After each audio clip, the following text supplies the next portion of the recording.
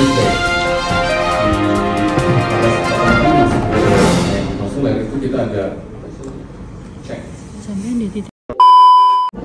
Halo teman-teman semua, assalamualaikum warahmatullahi wabarakatuh. Kembali lagi bersama Nimas. Hari ini Nimas berada di Hotel Regal bersama teman-teman. Hari ini ada acara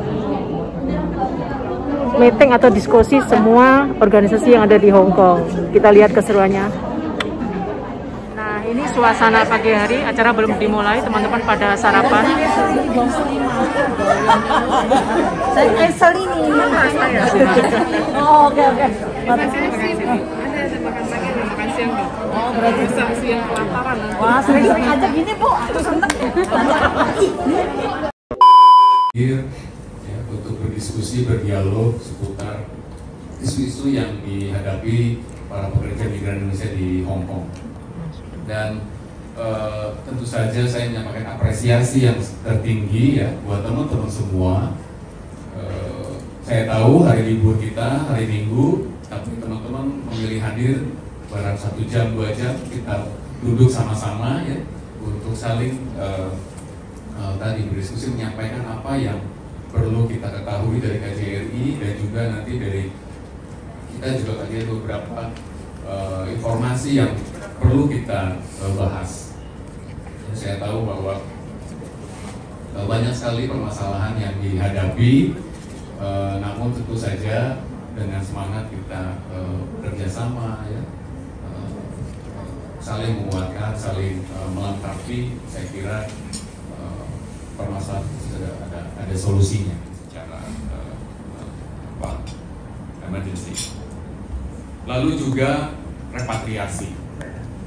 Di masa COVID ini tentu saja banyak sekali kendala, yang utamanya saudara kita yang berada di Macau. Di Macau kita berhasil merepatriasi warga saudara kita yang ingin kembali ke Indonesia kurang lebih 557 orang. Ini berkat kerjasama yang baik antara KJRI Hong Kong dengan otoritas Hong Kong ya, sehingga membolehkan saudara kita yang dari Macau lalu transit di Hong Kong tanpa harus melalui karantina. Ini yang saat itu Hong Kong sangat keras dan tidak boleh masuk. Karena kalau masuk harus even transit harus karantina. Tapi kita berhasil meyakinkan bahwa teman-teman kita sehat semua ya, dan mereka akan langsung terbang. Dan di Hong Kong sendiri kurang lebih 5.557 PMI kita yang kembali ke Indonesia. Nah, dari data yang ada memang PMI kita mengalami penurunan cukup signifikan dari kurang lebih 175.000. Saat ini berdasarkan data koordinasi kita dengan imigrasi Hong Kong ada kurang lebih 156.000 yang mengalami penurunan memang. Dan di samping COVID ada juga kebijakan yang terkait dengan COVID itu sendiri. Pembagian sembako kurang lebih 834 paket sembako dan 127 bantuan untuk shelter. Nah, shelter kita tidak tutup selama COVID, kita buka, tapi tentu saja dengan prioritas bagi yang emergency, darurat.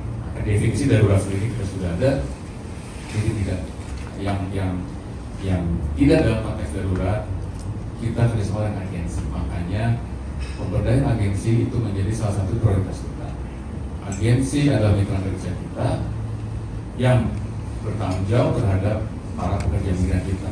Jadi salah pandangan kalau ada pandangan bahwa KJRI menyerahkan penanganan PNI kepada agensi. Tidak. Justru teman-teman harus paham bahwa agensi harus diberdayakan, jangan keenakan. Itu yang prinsip saya. Mereka bertanggung jawab penuh. Selama ini saya lihat agensi diabaikan, tanda kutip. Tapi sejak saya ingin, bukan saya keras, tapi agensi harus bertanggung jawab. Nah ini makanya perlu kita, dan tentu saja vaksinasi COVID. Nah ini dalam kesempatan yang baik ini, saya terus menghimbau teman-teman semua yang belum vaksin dan yang sudah vaksin, ayo kita terus membantu teman-teman yang belum, karena situasi tidak lebih baik saat ini. Teman-teman sudah mendengar jenis terbaru Omicron di Hong Kong sudah ada, dan ini menjadi kekhawatiran semua. Bahkan sekarang Indonesia mengambil kebijakan menutup bukan warga negara Hong Kong, tapi orang-orang yang 14 hari berada di Hong Kong. Ini harus dipahami. Jadi bukan warga negara Hong Kong yang dilarang, semua bagi warga asing ya, kecuali warga Indonesia. Warga Indonesia boleh. Warga asing yang sempat berada di Hong Kong 14 hari maka dia belum boleh masuk ke Indonesia. Teman-teman semua yang saya banggakan, tentu saja apa yang kita lakukan bersama ini dalam mengatasi masa COVID berkat kerjasama tadi saya sampaikan. Kita saling melengkapi, saling menguatkan, dan saya harap pagi ini pun kita berkumpul dalam suasana yang baik, dan kita sangat terbuka dan sengaja untuk mendapatkan masukan, ya, diskusi apa yang dialami oleh teman-teman semua. Saya lihat ada Mbak Sri Natin, Mbak Eni, ya, Bu Tania, Mbak Wahyu, Bu Michael. Saya ingat semua, tapi namanya mungkin saya kurang hafal. Nah, banyak isu, ya, saya sangat terbuka nanti kita bahas dalam diskusi apa yang jadi kebijakan PJRI dan seperti kasus Jokowi, ya, kontrak mandiri, ya, peran agensi, penahanan dokumen, apa saja yang dialami kita bahas bersama, dan kita akan sangat terbuka untuk membahas hal tersebut. Mungkin itu pengantar dari saya, Bu Esi, dan mungkin dalam momen yang baik ini saya perkenalkan kembali konsul tenaga kerja kita yang baru menggantikan Pak Arga, yaitu Bu Rike. Bu Rike Purnamasari, silakan berdiri Bu Rike. Juga Bu Rike yang menjalani studi tentang kerjaan di Hong Kong ini. Dan yang kedua adalah Pak Andi. Pak Andi Bayu Adi adalah konsul keimigrasian kita, pengganti Pak Ciko, dan Pak Firman, wakil konsul imigrasi juga baru. Ini yang menangani isu-isu keimigrasian ini. Silakan feel free, ya, untuk mengkontak Bu Rike, Pak Firman, dan Pak Pak Andi. Saya juga masih lupa. Baik, Bu Esi, itu kata-kata dari saya. Kita langsung saja, nanti kita makan waktu kita kurang lebih 2 jam ke depan untuk diskusi. Saya akhiri, wabillahi taufiq wal hidayah. Wassalamualaikum warahmatullahi wabarakatuh. Diskusi terakhir kita, silakan ada yang mau sampaikan pendapat ataupun saran ataupun pertanyaan.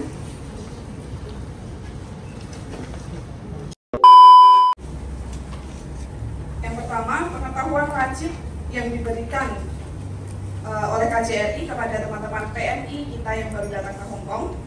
Saya yakin yang sudah dilakukan KJRI adalah penjelasan tentang kontrak kerja dan sebagainya, itu sudah pasti ada dalam basic di welcoming program, karena secara tidak langsung sekali 2 kali saya juga sudah pernah join dan mengikutinya. Penjelasan kontrak kerja mohon lebih diperjelas, ditekankan akan tugas, alamat, serta hak dan kewajiban bagi PMI yang sesuai dengan yang tertulis di kontrak kerja. Kemudian penjelasan tentang kepemilikan dokumen mohon diperjelas dan ditekankan tentang penahanan dokumen baik oleh majikan maupun agensi, dan juga PMI yang menggunakan keterangan identitas palsu, karena masih banyak kita temui saat ini. Kita tidak boleh menutup mata. Perkenalkan, saya Rosida, ketua dari Gabungan Migran Muslim Indonesia yang ada di Hong Kong, sebuah aliansi dari 18 organisasi muslimah yang ada di Hong Kong. Kami ingin bertanya ulang dan juga meminta realisasi dari KJRI. Pada tanggal 11 Juli kami sudah aksi di depan KJRI, dan aksi kami menyerahkan petisi tuntutan 1 penahanan dokumen. Itu yang pertama. Saat aksi itu yang menerima petisi kami adalah Pak Wenda dan Wendy.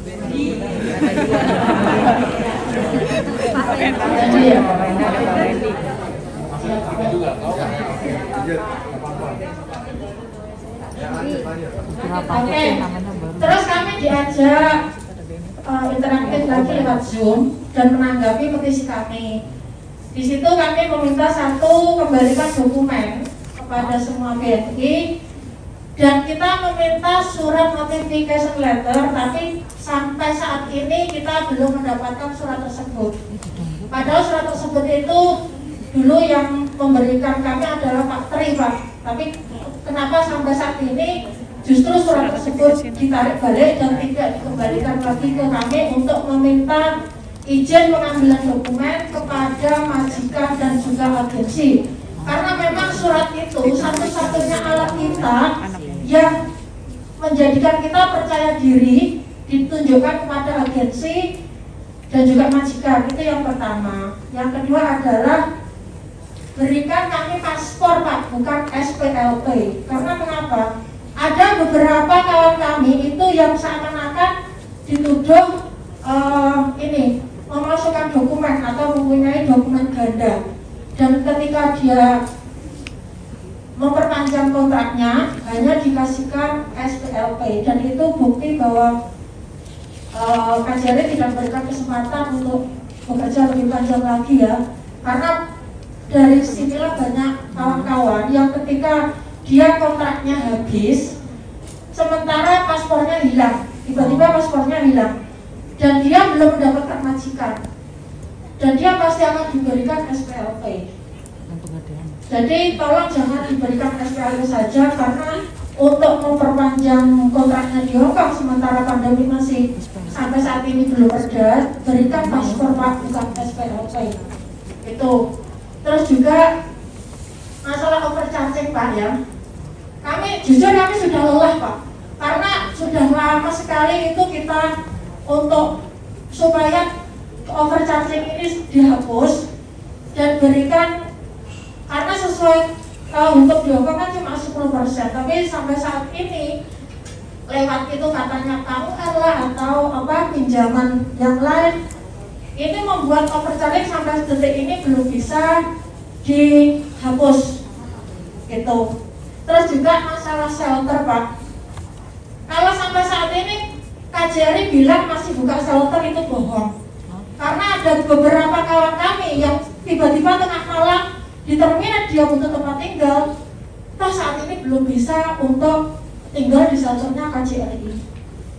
Mungkin hanya itu saja, Pak, karena kita butuh tindakan ya, bukan hanya omongan belaka, karena jujur kami sudah lelah, Pak. Begitu. Terima kasih.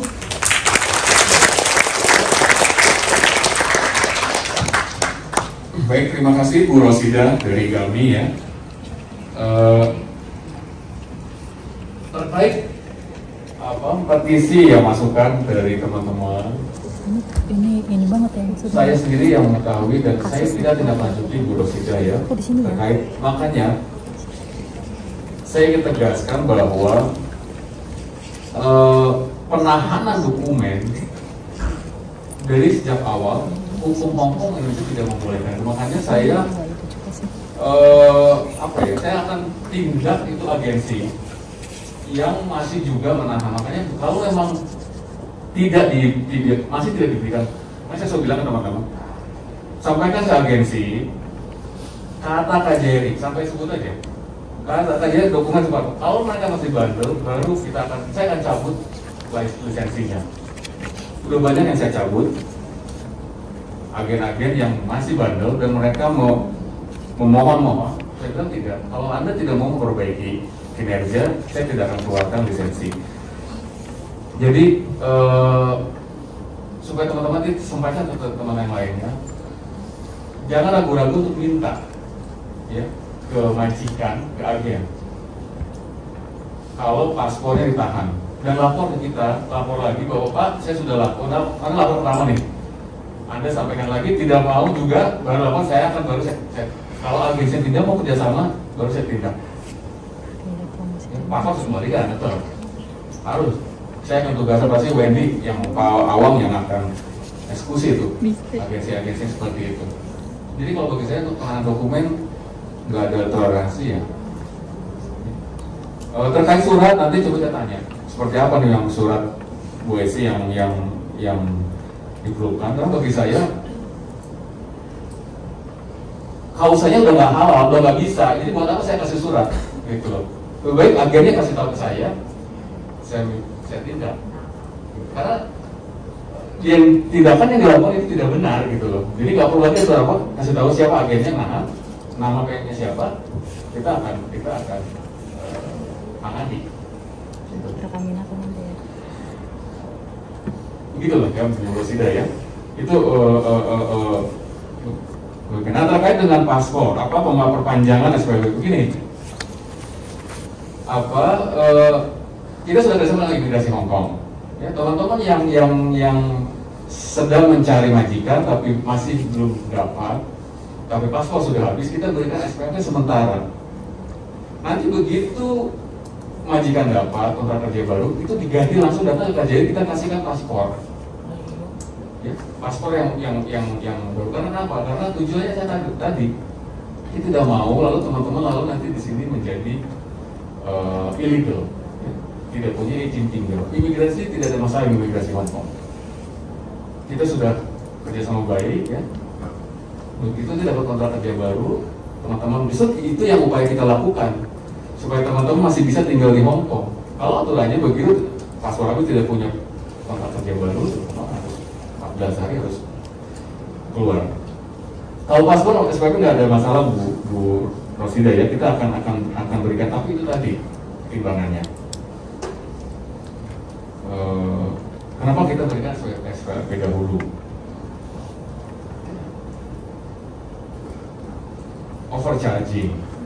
Overcharging kita tangani. Saya dengan Bu Srimati, ya,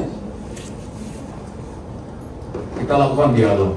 Banyak beberapa yang memang perlu proses, Bu Rosida ya, BP2MI tapi punya komitmen, ya, karena perlu penelusuran dengan pihak PT di Indonesia.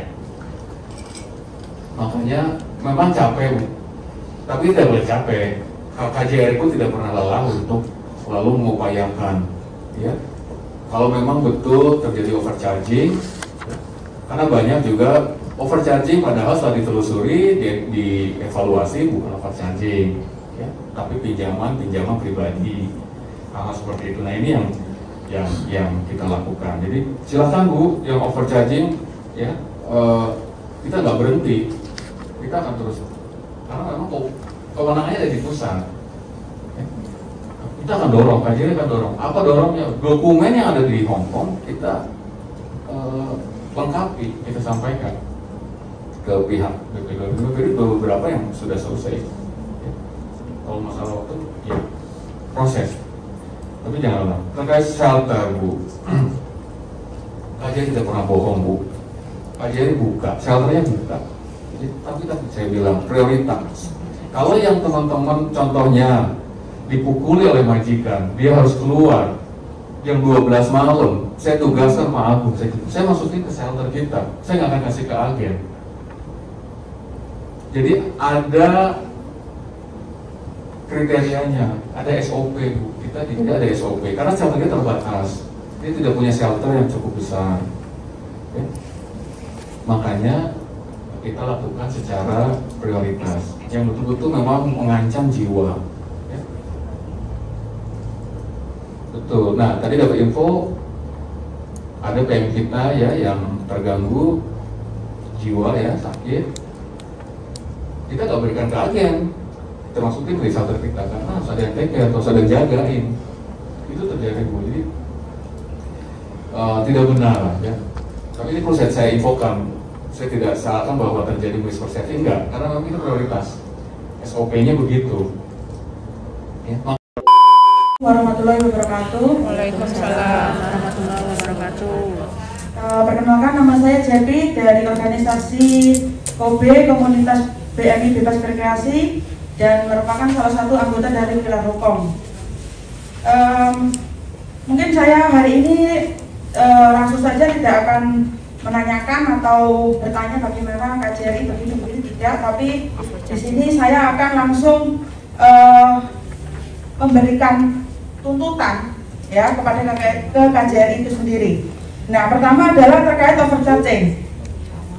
aturan zero cost sejak Agustus kemarin itu sudah diberlakukan, akan tetapi dari KJR sendiri itu tidak ada sosialisasi ya, dan banyak buruh migran atau saya sendiri itu bahkan masih bingung bagaimana aturan zero cost itu diberlakukan dan bagaimana skemanya.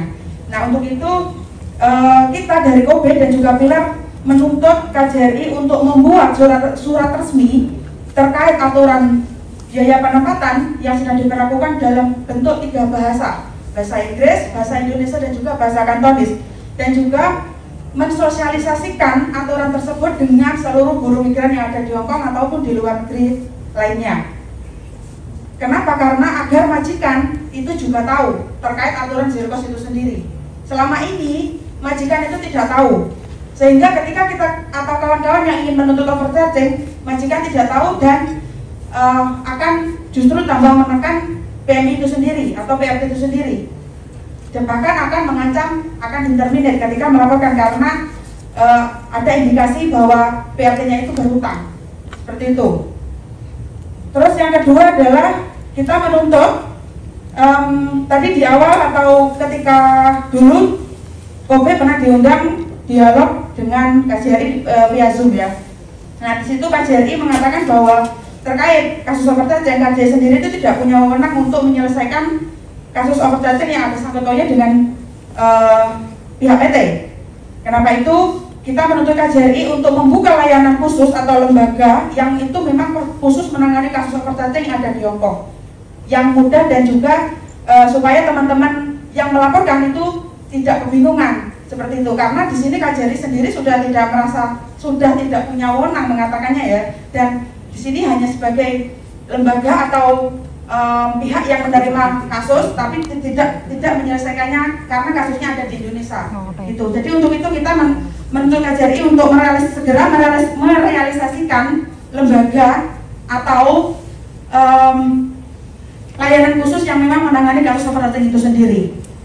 Terus yang ketiga adalah kita menuntut KJRI untuk segera menyelesaikan kasus overcharging yang sudah masuk dari PT Mustari, PT GSA, PT Rajasa, PT Maharani, dan masih banyak PT-PT yang lainnya. Karena selama ini kasus dari PT-PT yang sudah saya sebutkan tadi itu tidak ada kejelasan dan belum selesai mau dibawa kemana kasusnya, dan bahkan belum ada yang hak-haknya atau hak ganti ruginya dikembalikan. Karena kasus overcharging ini pasti akan terus berlanjut dan ini yang menjadi akar permasalahan dari buruh migran. Kami sebagai tim paralegal dari organisasi sendiri juga merasa capek karena dari pihak KJR sendiri itu tidak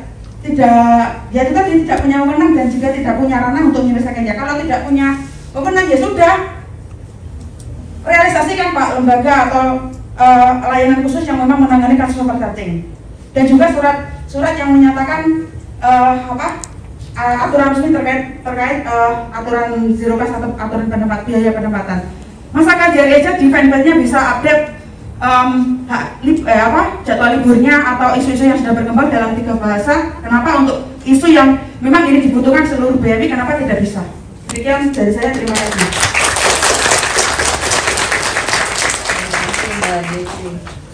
Oke ya, dan Pilar. Makasih masukannya, saya catat ya, dan saya akan tindak lanjuti terkait dengan nanti sosialisasi mengenai zero cost. Jadi memang ada beberapa mispersepsi lagi, memang informasi terkait zero cost. Pemahaman zero cost ini tidak lalu murni zero cost. Ini pun hasil diskusi saya dengan pihak BP2MI. Nanti kita lakukan pertemuan berikutnya khusus kita bahas mengenai informasi mengenai zero cost ini ya. Nah, cuman harus ada yang dipahami bahwa teman-teman mungkin dengar mengenai pinjaman. Pinjaman itu sifatnya pinjaman pribadi, ya. Pinjaman pribadi yang disediakan oleh pemerintah melalui Bank BNI yang digunakan untuk keperluan teman-teman sebelum berangkat ke Hong Kong. Ya. Pinjaman itu jadi harus dibayar, dipenuhi kembali oleh teman-teman dan tidak akan ditagihkan ke majikan. Ya, ini kan terjadi salah paham bahwa nanti yang majikan kejar. Satu ya, itu pinjam pribadi terkait zero cost ya. Kalau mau Hong Kong diberikan, diambil, tidak diambil tidak apa-apa. Sifatnya sukarela, pilihan. Kalau mau ambil pinjaman, silakan.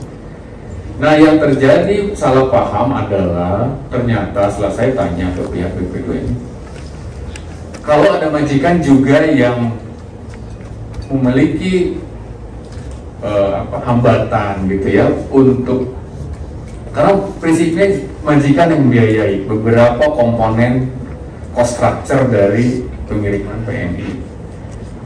Kalau keberatan bisa pinjam juga, jadi mulai clear pinjam. Nah, kalau yang majikan yang pinjam, maka majikan yang harus mengganti biayanya ini gitu loh. Bukan yang pinjaman pribadinya ya. Jadi dimungkinkan hal tersebut. Nah, jadi ini yang lalu mix salah paham.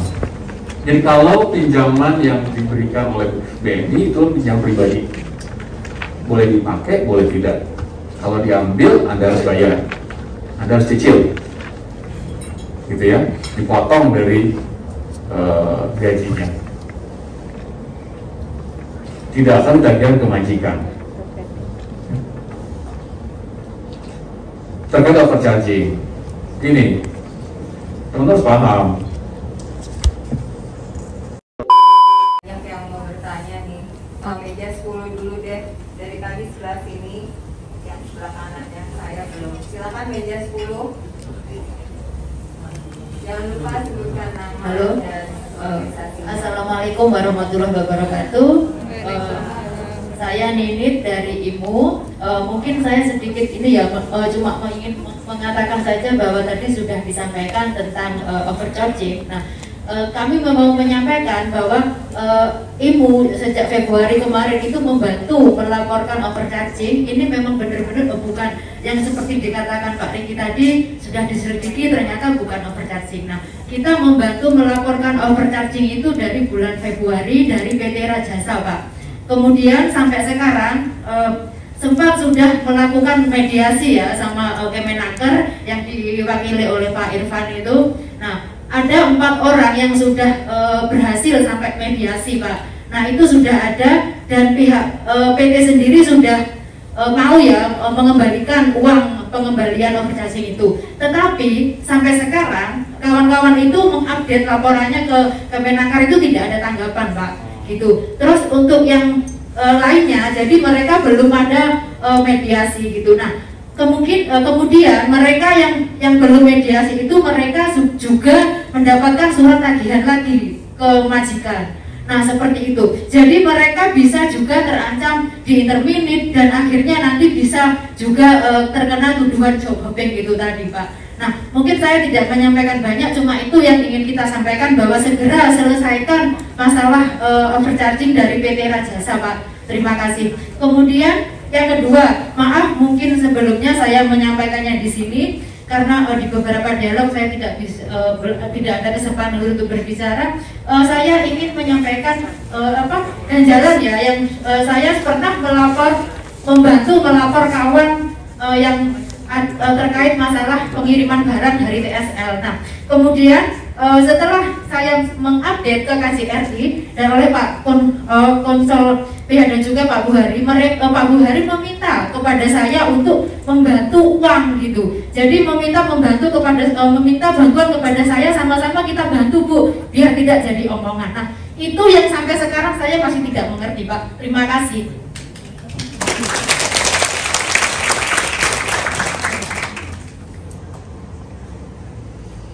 Baik, terima kasih. Terkait dengan terima kasih masukannya apa tadi Bu Ninit ya. Bu Rika, kita lanjuti ya. Siapa? PT Rajasa data dibuka kembali. Ini lapor ke saya. Siap. Terkait dengan tadi supaya majikan tidak lalu terganggu, kita nanti dikeluarkan surat ya Bu Esi ya. Sudah ya. Memang overcharging ini nggak berkesudahan, artinya memang perlu proses lagi-lagi ya. Dan kita akan selalu tidak lelah untuk memediasi. Dan memang itulah prosesnya, kita ke mediasi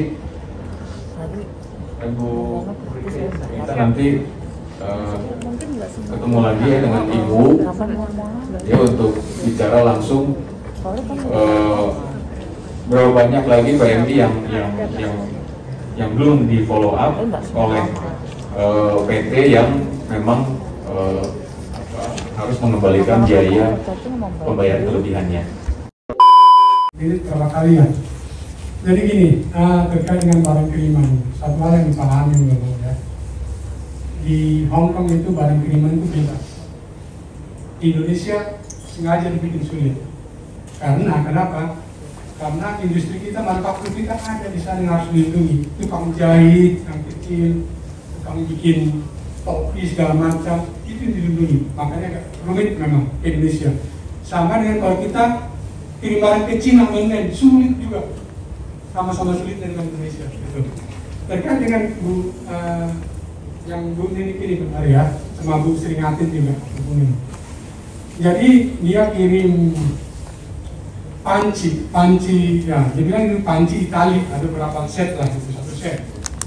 Nah, terus dia tidak menyampaikan itu ke TSL, isinya panci, tapi pakaian. Oke, satu hal dia nggak boleh. Kalau TSL tahu itu, pasti ditolak dengan dia. Ternyata sebabnya enggak. Oke, terus dikirim ke Indonesia. Terus dikirim ke Indonesia, ditahan oleh agennya bukan agen pengiriman Indonesia. Saya tanya dia juga. Itu namanya Pak Bambang. Pak Bambang itu barang nomor sekian. Tetap harus jujur dalam mengirimkan barangnya. Ini barang pribadi. Ya kirimkan dengan benar, sesuai manifest, sesuai daftar barang yang dikirimkan. Ya. Percayalah, Republik sudah berubah ya. Indonesia sudah berubah. Ya. Medsos di mana-mana. Ya kalau tidak ada lagi istilahnya pungli ya. Kalau ada pungli sampaikan, laporkan gitu ya. Nah yang sampai laporan Pak Buhari sebenarnya niat baik saja Pak Buhari ya. Tapi saya juga kritik Pak Buhari, tidak lagi lapor itu ya, karena itu tidak benar juga membayarkan biaya pribadi dari teman-teman untuk pengiriman barang pribadinya. Ya. Kita niat baik, KJRI niat baik membantu, tapi malah pemahamannya salah. Ya, pokoknya salah dari teman-teman. Dari Bu Nini salah, disangkanya ada 40 lipat, disangkanya ada uang di belakang itu, gitu kan? Nah, jadi tolong ya, teman-teman juga tidak lalu dengan mudahnya mempercayai, Pak Bea Cukai yang meminta uang, tidak ya. Agen yang bermain semua. Silakan. Nanti gantian ya. Bentar. Perkenalkan, nama saya Bontring. Saya mewakili Hongkong ya. Kali ini terima kasih Pak Konjen atas responnya ya. Untuk masalah kontrak mandiri, saya akan menanyakan masalah kontrak mandiri. Setiap ada perubahan peraturan pada kontrak mandiri, mengapa KJRI tidak pernah mengupdate secara formalitas di page KJRI maupun kepada setiap agensi yang terdaftar? Karena sekarang sudah dilimpahkan kembali ke agensi atau diberi pilihan, seharusnya KJRI mengupdate secara formalitas. Karena apa? Tidak sedikit agensi yang menyatakan kita tidak bisa, kita tidak tahu. Padahal itu sudah dirubah sejak kemarin ya, itu pertama. Yang kedua, mengenai job hopping, memang mungkin langkah konsulat untuk diplomasi itu sudah disampaikan tadi sama Pak Konjen sendiri, tetapi itu hak otoritas ya. Jadi kita sendiri juga tidak bisa mengklaim. Untuk tadi Pak Konjen bilang agen ya kan, merupakan bertanggung jawab kepada DMI. Kalau kita mengubah persepsi teman-teman, termasuk organisasi, termasuk saya sendiri individu, bahwa KJRI melempar kepada agensi, jangan salahkan. Kenapa? Karena setiap staf agensi tidak semua memahami prosedur. Jadi kalau KJRI memang membebankan kepada agensi, diharapkan KJRI juga memberikan dialog secara terbuka terhadap publik dengan staf agensi yang harus mempunyai kompetensi, ya kan? Diberikan training secara prosedural dan mereka harus memenuhi kompetensi. Mungkin demikian lebih baik, karena kan kalau dibilang KJRI membela diri, kita tidak melempar ke agensi, tapi faktanya di lapangan demikian, ya kan? Dan kalau masalah pendampingan kasus dari konsuler mungkin memang diperlukan, tetapi lebih ke follow up, itu yang mungkin saran yang bisa saya sampaikan. Untuk kontrak mandiri mohon Pak diupdate masalah perubahan peraturan, saya hargai ya, karena itu mungkin haknya KJRI dan sesuai dengan undang-undang, saya tidak akan menyalahkan, tetapi mohon diupdate karena itu kembali lagi ke pilihan. Dan apakah itu perubahan secara permanen ataukah temporary, itu pun harap dijelaskan. Karena selagi kita juga tahu kan, dari kontrak mandiri pindah ke agensi, artinya sistem online itu sudah dibuka. Jadi saya mohon itu penjelasannya. Karena sistem online tidak bisa dilakukan di Hong Kong. Terima kasih.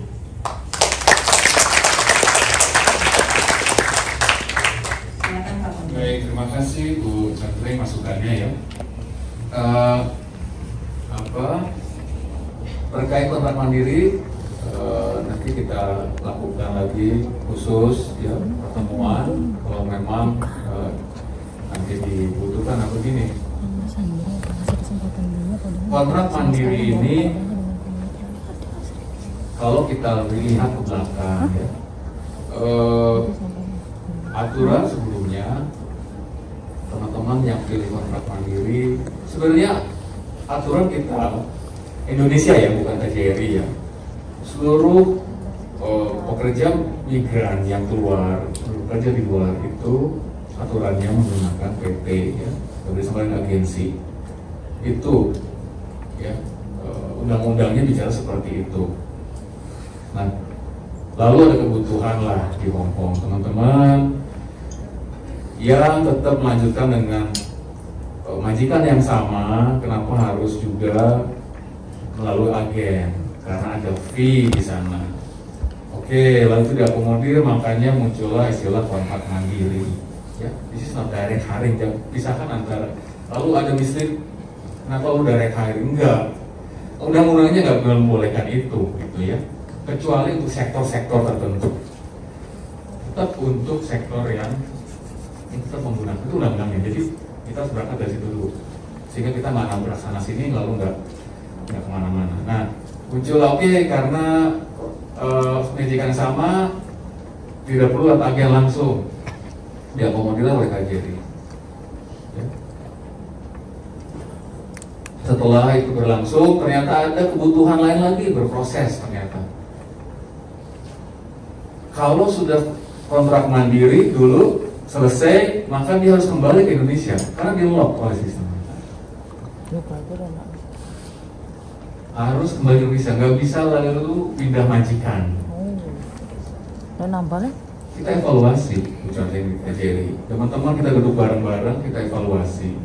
Lagi-lagi semata-mata hanya untuk pelayanan pelindungan teman-teman semua. Saya bilang, kalau begini ya, kasihan dong, PMI yang dirugikan, gitu kan? Ini, tapi juga teman-teman harus paham. Lalu tidak lalu yang poin saya adalah tidak hanya karena satu hal yang parsial tadi lalu merusak satu sistem, nggak boleh. Sistemnya harus dalam satu sistem tapinya. Tapi kontrak mandiri. Kalau sudah dengan majikan yang sama, kalau tidak pindah majikan nggak bisa. Lalu udah pulang ke Indonesia. Kita evaluasi, kita cari dasar hukumnya, kita cari satu-satu. Ada nggak ruang buat kita? Lalu kita tadi untuk memudahkan teman-teman semua, nggak harus kembali ke Indonesia dong. Saya bilang. Berubah ya, masih banyak mau ngantri mau masuk. Terima kasih, silakan Bu. Terima kasih Pak Konjen. Mantap. Meja satu dulu. Dari tadi meja satu malah belum yang ada di meja saya sendiri. Meja kamu. Ya, silakan Bu. Meja 2 dong.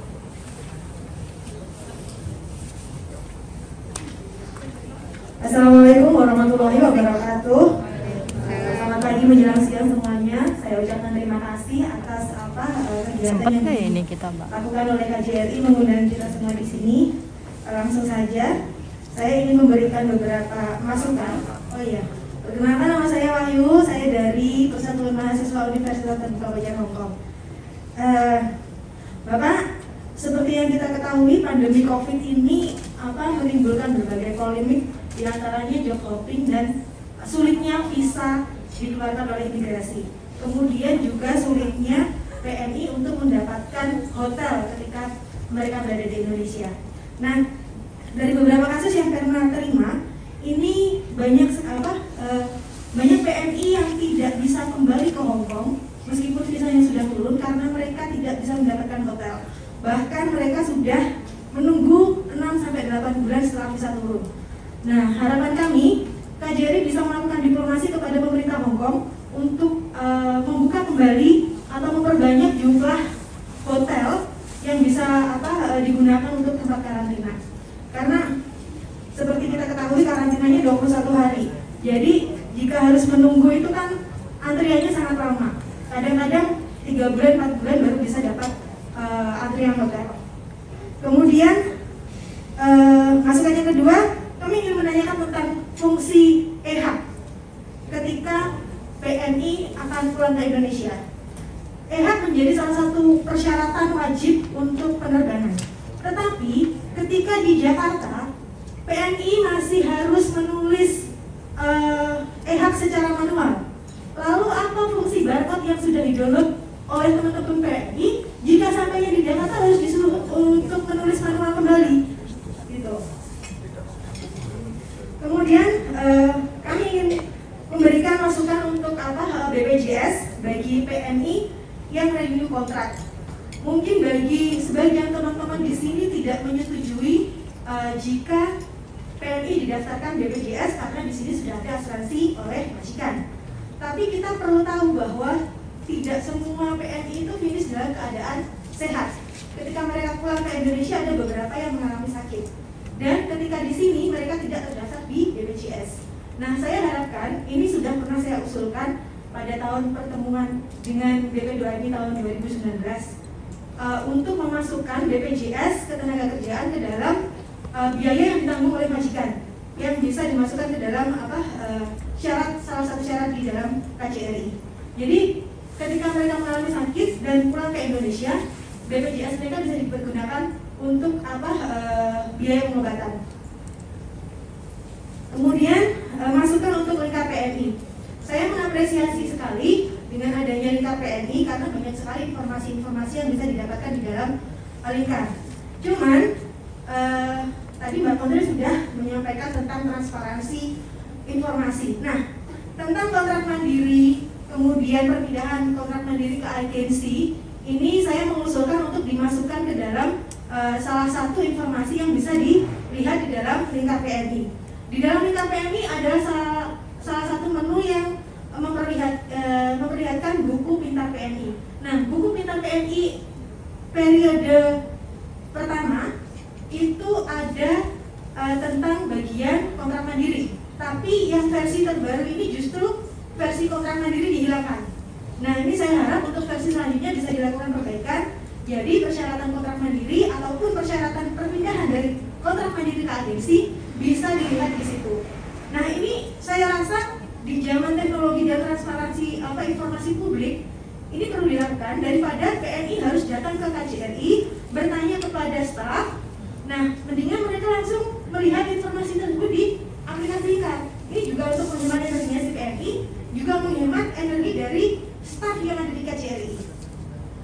Lalu pencarian agen terdaftar di aplikasi lingkar. Di versi yang terdahulu itu kalau melihat nama agen itu langsung bisa ketik dan di situ akan muncul apakah agen tersebut terdaftar atau tidak. Tapi yang versi terbaru itu semuanya terkunci. Jadi kita harus lihat manual satu-satu. Hanya agen terdaftar aja yang ada di situ, langsung all gitu Pak. Kalau dulu beda. Dulu bisa diketik. Misalkan ada sub agen gitu namanya agen A lah. Langsung kita ketik agen A dan kalau tidak terdaftar itu akan ada pemberitahuan notifikasi bahwa agen tersebut tidak terdaftar. Nah, nanti kalau agennya terdaftar itu langsung ada muncul. Tapi sekarang enggak, semuanya yang ada di situ hanya agen yang terdaftar saja dan kita tidak bisa mengetik secara manual. Iya. Kemudian masukan ini Pak, apresiasi untuk organisasi dan komunitas PNI yang bergerak memberikan pemberdayaan baik itu bidang sosial, politik, dan budaya. Sebentar lagi kita akan memperingati Hari Migran Internasional. Saya berharap KJRI bisa memberikan apresiasi kepada organisasi-organisasi maupun komunitas-komunitas PNI yang memberikan pemberdayaan. Itu sebagai bentuk apa ya Pak ya? Sebuah penghargaan lah bagi organisasi. Mereka nggak minta apa-apa Pak.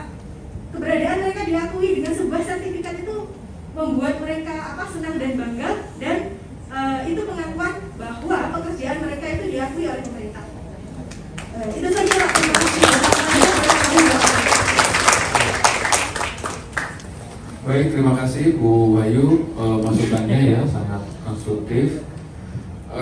Terkait dengan hotel, sama Bu Wahyu itu menjadi concern kita juga ya, dan kita tidak hentinya berkoordinasi dengan pihak labor. Kita minta ke Bu Ada waktu Sandra sebentar untuk lagi habis hotelnya, dan agensi pun menyampaikan hal yang sama, dan itu pun tidak agensi pun menyampaikan ke pihak labor untuk masalah hotel karantina ini ya, dengan pihak CHP menambah jumlahnya. Memang dalam hitungan detik bahkan ya, itu si tongkrong itu begitu ini langsung dia hilang gitu, habis-habis saja alokasi hotel tersebut. Nanti ini akan terus, dan memang terus kita mintakan, bahkan sampai visanya habis pun belum dapat hotel untuk karantina sehingga nggak bisa masuk. Terkait EHAP, nanti mungkin Pak Awam bisa nyampaikan. Kalau pengalaman saya Bu Wahyu, saya ke Indonesia sudah mengisi EHAP, saya nggak minta manual. Jadi yang manual itu memang yang belum pemerintah memberikan kesempatan, nanti tidak lalu tersandra gitu ya. Ngisi manual boleh, tapi kalau sudah punya aplikasi enggak, saya tinggal di scan barcode ya, silahkan keluar. Jadi lagi-lagi mungkin ketidakpahaman juga, ataupun memang ya ini mungkin teknologi tidak, organisasi masyarakat yang di Hong Kong ini tidak terbatas hanya yang bergerak di perlindungan PNI, tapi juga di berbagai organisasi lainnya. Tapi terima kasih masukannya, dan akan kita follow up untuk silakan. Terima kasih Pak Kojet, dan untuk tambahan sesuai peraturan Badan Kepala BP2MI nomor 1 2020 untuk renew kontrak memang majikan harus membayarkan BPJS. Kemudian gantian meja 2 belum pernah sama sekali. Nah itu harus bermusyawarah mufakat dari bertiga siapa yang akan bicara. Saya yang paling ya, gantian aja gimana? Singkat aja, yang singkat ya, langsung ke pertanyaan, oke? Assalamualaikum warahmatullahi wabarakatuh. Perkenalkan, saya Nani, Ketua dari ATKI. Saya hanya ingin menyampaikan beberapa kasus yang ditangani oleh ATKI. ATKI saat ini berada di titik MEFU dan juga POSWP. Nah, dari data kasus yang kami tangani adalah mayoritas banyak kondisi kerja yang panjang dan juga makanan yang tidak layak. Nah, namun dengan adanya tuduhan job hopping saat ini itu yang membuat teman-teman berpikir ulang untuk mengajukan memberikan kronologi terhadap imigrasi Hong Kong, karena dengan adanya job hopping ini teman-teman banyak sekali yang ketakutan ketika nanti mereka pemutusan kontrak itu akan terkena job hopping dan deportasi secara halus. Nah, apalagi ditambah di tengah COVID sekarang ini yang kemarin dikeluarkan oleh pemerintah Hong Kong, banyak sekali kasus-kasus job hopping yang visanya ditolak, bahkan viral di media sosial terkait job merah dari imigrasi itu. Nah, di sini adalah tuntutan kami dari ATKI. Kami meminta dari KJRI Hong Kong untuk mendukung tuntutan kami terkait job hopping ini untuk dihapus ya, karena KJRI Hong Kong yang punya wewenang untuk berkomunikasi dengan pemerintah Hong Kong itu sendiri. Walaupun tadi Bapak sudah mengatakan bahwa ini adalah wewenangnya pemerintah Hong Kong, tapi dengan adanya job hopping ini banyak teman-teman yang memutuskan untuk overstay daripada kehilangan pekerjaan, ataupun setelah overstay mereka akan memutuskan untuk menjadi menjadi terjebak terhadap narkoba ini. Karena waktu itu kita juga sempat ada diskusi dengan Bu Indah di dalam Facebooknya JPMI terkait overstay dan sebagainya, karena ini adalah bagaimana supaya teman-teman tidak kehilangan pekerjaan, karena itu adalah mayoritas buruh migran yang ada di Hong Kong itu menjadi tulang punggung keluarga di Indonesia. Terus yang kedua adalah terkait penahanan dokumen. Tadi Bapak menyebutkan bahwa penahanan dokumen itu harus lapor saja ke KJRI. Dari kasus ini tangani ATKI, saya sendiri yang mengantarkan teman-teman yang dokumennya ditahan di agen, dan ada salah satu yang sudah overstay bahkan mendapat cop merah, tapi sama agensinya itu disuruh tunggu saja, kamu sedang diproses. Dan akhirnya kami melapor ke Pak Wendy dan saat itu ditangani oleh Bu Mukti. Setelah kita negosiasi, agen mau mengembalikan dokumennya. Cuma sayangnya dari pihak agen tidak mau datang ke KJRI dan menyuruh kami untuk datang ke kantor agen. Dan apa yang terjadi di sana, saya dan korban tersebut disekap di dalam agen, dikatakan bahwa saya memasuki rumah agen tanpa izin yang bersangkutan.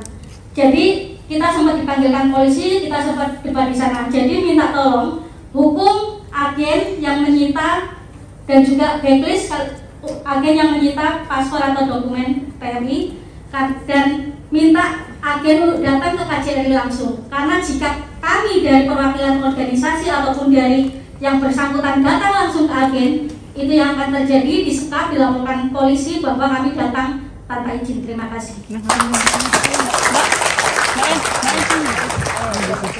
Terima kasih Bu Nani. Bu Nani, saya pegawai aktif ya. Terima kasih atas kerjasama selama ini. Tadi saya sampaikan di awal terkait job hopping. Walaupun untuk orang imigrasi kita harus hormati, tapi juga kita harus berupaya. Makanya saya sampaikan terkait dengan kondisi saat ini, tanpa kita lalu berprejudis, tanpa berprasangka pada pihak imigrasi, kita tetap melakukan pendekatan ya, melakukan pendekatan sesuai dengan cara yang baik, meyakinkan pihak imigrasi bahwa tidak ada dugaan-dugaan, tuduhan kepada PMI kita apabila beri kontrak bahwa dia ingin mencari gaji yang lebih besar. Itu yang selalu saya tekankan. Lalu lakukan secara assessment secara komprehensif ya, bahwa imigrasi sesuai kewenangannya ya assess betul tidak bahwa beri kontraknya ini tidak beralasan, tidak ada alasan yang cukup kuat untuk disetujui visanya.